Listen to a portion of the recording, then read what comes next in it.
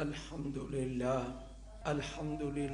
نحمده ونستعينه ونستغفره ونؤمن به ونتوكل عليه ونعوذ بالله من شرور أنفسنا ومن سيئات أعمالنا من يهده الله فلا مضل له ومن يضلله فلا هادي له ونشهد أن لا إله إلا الله وحده لا شريك له ونشهد أن سيدنا ومولانا محمدا عبده ورسوله أما بعد فأعوذ بالله من الشيطان الرجيم بسم الله الرحمن الرحيم وَإِذَا مَا غَضِبُوا هُمْ يَغْفِرُونَ قال النبي صلى الله عليه وسلم ليس الشديد بالسرعة إنما الشديد الذي يملك نفسه عند الغضب أو كما قال صدق الله العظيم وصدق رسوله النبي الكريم اللهم صل على محمد وعلى آل محمد كما صليت على إبراهيم وعلى آل إبراهيم إنك حميد مجيد اللهم بارك على محمد وعلى آل محمد كما باركت على إبراهيم وعلى آل إبراهيم إنك حميد مجيد۔ گزشتہ جمعہ ہم نے اللہ تعالیٰ کے ذکر، اللہ کی یاد کے بارے میں عرض کیا تھا، اور آج ایک ایسی چیز کا ذکر کرنا ہے جو عام معاشرے میں پھیلی ہوئی ہے، اور وہ ہے حد سے زیادہ غصہ کرنا۔ یہ اس دور میں عام ہو گیا ہے، پھیل گیا ہے۔ تو غصے کی کوئی حد بھی ہے یا نہیں؟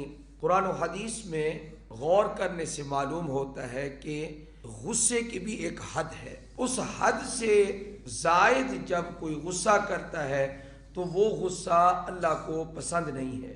اللہ تعالیٰ نے قرآن مجید میں 25ویں پارے میں ارشاد فرمایا، ان آیات کا ترجمہ آپ کے سامنے میں رکھتا ہوں۔ فَمَا أُوتِيتُم مِّن شَيْءٍ فَمَتَاعُ الْحَيَاةِ الدُّنْيَا، جو کچھ تمہیں اس جہان میں دیا گیا ہے یہ سب کا سب دنیا کا سامان ہے۔ اگر تو صرف یہی چاہتے ہو کہ جو کچھ ملا ہے بس ہمارے لیے یہی کافی ہے، اگر یہی نیت ہے پھر تو آگے سننے کی ضرورت ہی نہیں ہے، آگے اگر مزید آگے نظر نہیں جاتی تو پھر یہی کافی ہے۔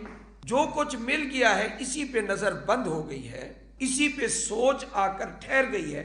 لیکن اللہ تعالیٰ فرماتے ہیں جو کچھ تمہیں یہاں دے دیا گیا ہے یہ دنیا کا متاع ہے، یہ دنیا کا سامان ہے، یہ دنیا میں استعمال کرنے کی چیزیں ہیں، یہ مستعملات دنیا ہے، یہ دنیا کی استعمالی چیزیں ہیں اور یہ فانی ہے۔ اور اللہ نے فرمایا وَمَا عِندَ اللَّهِ خَيْرٌ وَأَبْقَى لِلَّذِينَ آمَنُوا وَعَلَى رَبِّهِمْ يَتَوَكَّلُونَ، جو کچھ اللہ کے پاس ہے، حالانکہ یہ دنیا بھی تو اللہ ہی کے پاس ہے، لیکن اللہ تعالیٰ کے کلام میں غور کرنے سے ایک چیز معلوم ہوتی ہے، کاش ہمیں یہ بات سمجھ آئے اور ہمارا یقین بڑھ جائے۔ اللہ تعالیٰ آخرت کی نعمتوں کو فرما رہے ہیں، کیا آخرت کی نعمتیں میرے پاس ہیں، حالانکہ یہ دنیا بھی بظاہر ایسے لگتا ہے کہ یہ آپ کے اور میرے پاس ہے، حقیقی جو قبضہ ہے دنیا کی اشیاء پر یہ اللہ تعالیٰ کا قبضہ ہے۔ تو فرمایا وَمَا عِندَ اللَّهِ خَيْرٌ وَأَبْقَى، سنو ان چیزوں کے علاوہ بھی کچھ ہے، کوئی اور جہان بھی ہے۔ جو کچھ اللہ کے پاس نعمتیں ہیں ان کے لیے میرے رب نے دو لفظ بولے ہیں، خیر اور ابقا، وہ دنیا کی چیزوں سے بہتر ہے۔ ایک تو خیر فرمایا، دوسرا یہ ہے کہ دنیا کی جتنی دولت ہے، دنیا کی جتنی چیزیں ہیں یہ فنا کا شکار ہو جاتی، لیکن اللہ نے فرمایا وَمَا عِندَ اللَّهِ خَيْرٌ وَأَبْقَى، جو میرے پاس نعمتیں ہیں جن کو تم نے ابھی دیکھا نہیں ہے وہ پائیدار ہیں، وہ ہمیشہ رہنے والی ہیں۔ اب ہم نے یہ دیکھنا ہے کہ خیر اور ابقا نعمتیں، سب سے بہتر نعمتیں اور باقی رہنے والی نعمتیں یہ اللہ نے کن کے لیے تیار کر رکھی ہیں۔ یہ میں آپ کو ترجمہ سناتا جا رہا ہوں۔ للذین آمنوا، یہ کن کے لیے ہیں؟ جو ایمان لائے۔ پہلی شرط ہے مومن ہو، پہلی شرط یہ ہے آخرت کی نعمتوں کے حاصل کرنے کے لیے کہ مومن ہو۔ کافر کو آخرت کی کوئی نعمت اللہ عطا نہیں کرے گا، اس لیے آخرت کی نعمتوں کے حقدار ایمان والے لوگ ہیں۔ للذین آمنوا، تو عام طور پر قرآن کریم میں ایک طرز چلتا ہے، اللہ تعالیٰ جب بھی ذکر کرتے ہیں تو فرماتے ہیں ان الذین آمنوا وعملوا الصالحات، بے شک وہ لوگ جو ایمان لائے اور انہوں نے نیک کام کیے۔ لیکن اس مقام پر میرے رب نے عمل الصالحات ذکر نہیں کیا، بلکہ چند اعمال ذکر کیے جو اللہ کو بہت زیادہ پسند ہے، ان کی وضاحت کر دی ہے وہ بھی اعمال صالحہ، لیکن ان کی تعیین کر دی ہے، یہ عمل کرنے والے، یہ عمل کرنے والے۔ ایک تو ہے نا ہم یوں کہہ دیں اجمالی طور پر، خلاصے کے طور پر، کیا؟ ایمان والے اور وہ جنہوں نے نیک کام کیے۔ اب نیک کام کون کون سے ہیں؟ ان کی اکثر جگہوں میں قرآن پاک نے اجمال کے ساتھ ذکر کر کے آگے کلام کو بڑھا دیا، لیکن یہ وہ مقام ہے سورہ الشورى جس کی آیات آپ کے سامنے میں نے رکھی ہیں، اس میں اللہ نے ایمان کے ساتھ چند اعمال کا صراحت کے ساتھ ذکر کیا ہے کہ میں نے آخرت کی نعمتیں کن کو عطا کرنی ہیں۔ نمبر 1 للذین آمنوا، وہ لوگ جو کیا لائے؟ ایمان لائے۔ اب ایمان تو الحمدللہ ہمیں نصیب ہو گیا، اللہ کرے اس دور میں ہمارا ایمان محفوظ بھی رہے۔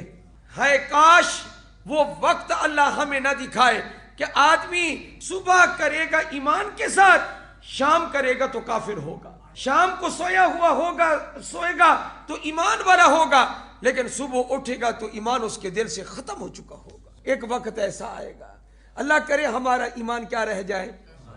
ہاں قائم رہے، محفوظ رہے۔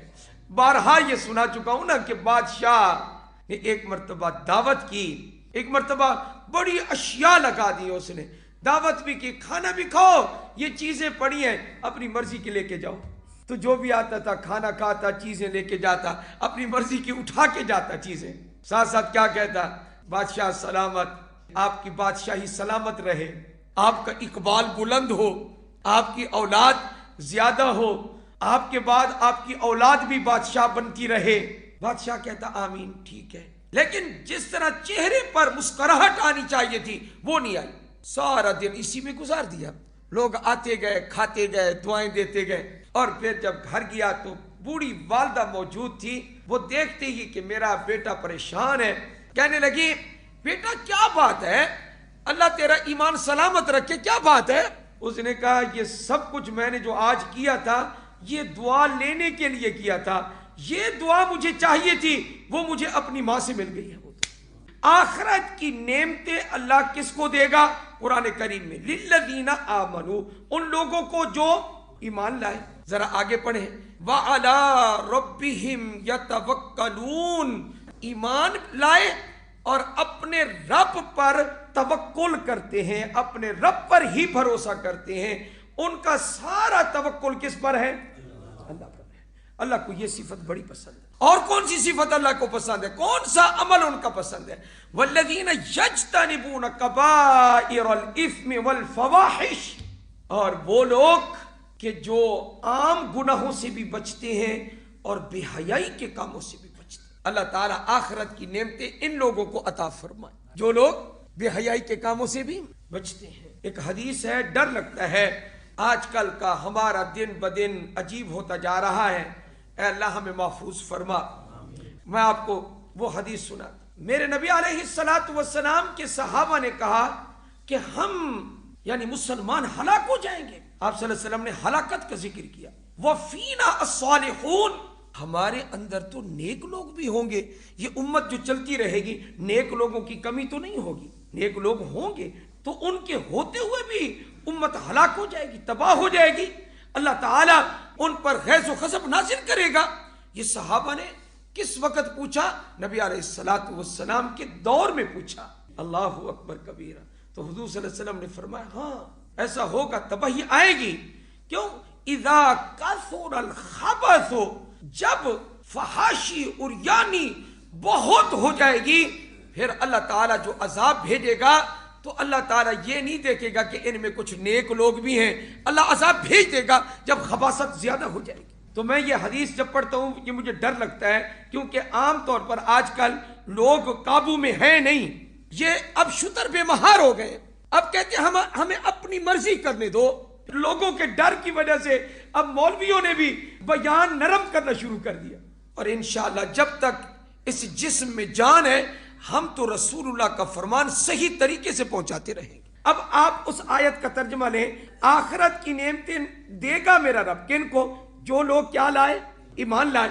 نمبر 2، للذین آمنوا وعلی ربہم یتوکلون، اور دوسری صفت اللہ نے یہ بیان کی، اپنے رب پر ہی توکل کرتے ہیں، ان کا بھروسہ اللہ پر ہے۔ تیسری صفت، والذین یجتنبون کبائر الاثم والفواحش، جو بڑے بڑے گناہوں سے بچتے ہیں، اور خصوصاً اللہ تعالیٰ کو ایک گناہ بہت گندا لگتا ہے، کیا؟ برہنہ جسم جو حرام ہو اس کی طرف نظر کرنا، فحاشی اریانی کی گفتگو کرنا، میرا رب ان چیزوں کو پسند فرمایا۔ جو ان چیزوں سے بچیں گے ہم آخرت کی نعمتیں ان کو عطا فرمائیں۔ اور اسی سلسلے میں یہ جو گفتگو آئی ہے، سب سے آخری، بالکل آخری صفت سورہ الشورى ہے۔ میرے رب نے کیا فرمایا؟ مجھے اپنے بندوں کی یہ صفت بڑی اچھی لگتی ہے، وَإِذَا مَا غَضِبُوا هُمْ يَغْفِرُونَ، کہ جب ان کو غصہ آئے تو وہ معاف کر دیں۔ غصہ آئے تو کیا کر دیں؟ معاف کر دیں۔ غصہ کرنا بھی چاہیے، لیکن کب کرنا چاہیے؟ حدیث میں اس کی وضاحت ہے کہ غصہ کب کرنا چاہیے۔ جب کرنا چاہیے اس وقت ہم سم بکم عمی فہم لا یاکلون ولا یرجعون بن جاتے ہیں۔ جس وقت غصہ ہمیں کرنا چاہیے اور جس وقت نہیں کرنا چاہیے اس وقت ہم ٹکا کے غصہ کرتے ہیں۔ مثلا کسی ہمارے ملازم نے کوئی کام میں دیر کر دی، پھر ہمیں پھٹتا ہوا دیکھو، آگ کا لاوا کیسے پھٹ رہا، اونچ نیچ ہو گئی، پھر دیکھو کہ کیسی ہماری حالت ہو جاتی۔ ابو مسعود انصاری بدری صحابی رضی اللہ تعالی، وہ فرماتے ہیں کہ میرا ایک غلام تھا اور میں اس کو ڈانٹ رہا تھا اور ضرب بھی کر رہا تھا، تو پیچھے سے آواز آئی، اعلم ابا مسعود، ابو مسعود خبردار خبردار، جان لے جان لے جان لے۔ کہتے ہیں مجھے پتہ نہ چلا کہ یہ آواز کن کی ہے، جب قریب آ کے آواز دی اور میں نے مڑ کے دیکھا، فَإِذَا هُوَ رسول اللہ صلی اللہ علیہ وسلم، تو مجھے آواز دینے والے کون تھے؟ اللہ کے رسول صلی اللہ علیہ وسلم، اور فرمایا میں تمہیں ایک بات کہتا ہوں، کیا؟ لَاللَّهُ أَقْدَرُ عَلَيْكَ مِنْكَ عَلَى هَذَا، او کما قال صلی اللہ علیہ وآلہ وسلم، تو جتنا اس غلام پر قادر ہے اللہ تیرے اوپر تجھ سے بھی زیادہ قادر ہے، جتنی تجھے اس غلام پر قدرت حاصل ہے۔ اب تھوڑا بہت جو ہو جاتا ہے اس میں ہم برداشت نہیں کرتے، وہ موقع ہوتا ہے معافی دینے کا، اس وقت ہم معاف نہیں کرتے، اس وقت غصہ نہ کرنے کا موقع ہے ہم غصہ کر جاتے ہیں۔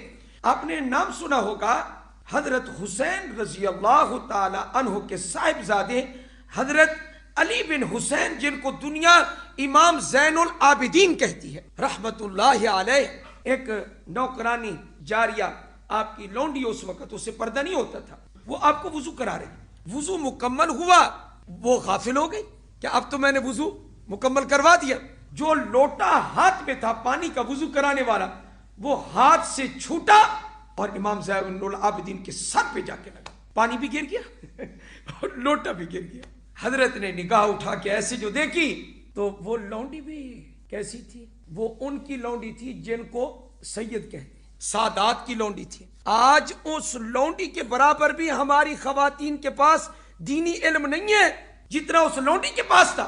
چوتھے پارے کی قرآن کی آیت پڑھ دی اس نے، جب دیکھا کہ حضرت غصے ہو رہے، نگاہ غصے والی کی ہے تو حضرت کو پڑھ کے سنانے لگی، والقاظمین الغیظ، غصے کو پی جانے والے جنتی ہوتے ہیں۔ اللہ فرما رہے، حضرت نے اپنا غصہ وہیں ٹھنڈا کر دیا کہ رب کا کلام سنا دیا اس نے۔ پھر اس کو ہوا کہ کہیں بعد میں مجھے ڈانٹے نہ، والعافین عن الناس آگے پڑھ دیا، کیا؟ لوگوں کو معاف کرنے والے بھی اللہ کو بہت پسند ہے۔ حضرت نے فرمایا اف اللہ عنک، میں نے بھی معاف کیا، اللہ تجھے بھی معاف فرمائے۔ حضرت نے یہ کہہ دیا تو اس نے کہا یہ موقع اب دل ہو گیا نرم، تو اب کچھ مجھے حاصل کر لینا چاہیے، وہ بھی سمجھدار تھی۔ تو قرآن کریم کا اگلا جملہ پڑھ دیا واللہ یحب المحسنین، اللہ احسان کرنے والوں سے بھی محبت کرتا ہے۔ تو حضرت نے فرمایا انت حر، جا میں نے اللہ کے لیے تجھے آزاد کر دیا۔ یہ وہ لوگ تھے وَإِذَا مَا غَاضِبُهُمْ يَغْفِرُونَ، اپنے مسلمان بھائیوں پر اگر غصہ آئے تو اللہ کو کیا پسند ہے؟ جب غصہ آئے تو معاف کر دیں۔ کہاں غصہ کرنا چاہیے؟ مجھے آپ کو آج غصہ کرنا چاہیے جو پاکستان میں مساجد گرائی جا رہی ہیں۔ پاکستان بنا تھا لا الہ الا اللہ کے لیے، کتنی مساجد کے بارے میں حکم آ چکا ہے کہ ان کو منہدم کر دیا جائے۔ یہ جگہ ہے غصہ کرنے کی، یہ جگہ ہے آواز اٹھانے کی، یہ جگہ ہے جی آپ کے سامنے آنے کی کہ پاکستان کی کوئی مسجد بھی انشاءاللہ گرے گی نہیں۔ پتہ ہے حضرت عمر رضی اللہ تعالیٰ عنہ نے عراق میں صرف ایک ملک میں کتنی مساجد بنائی، آپ پڑھ کر دیکھیں۔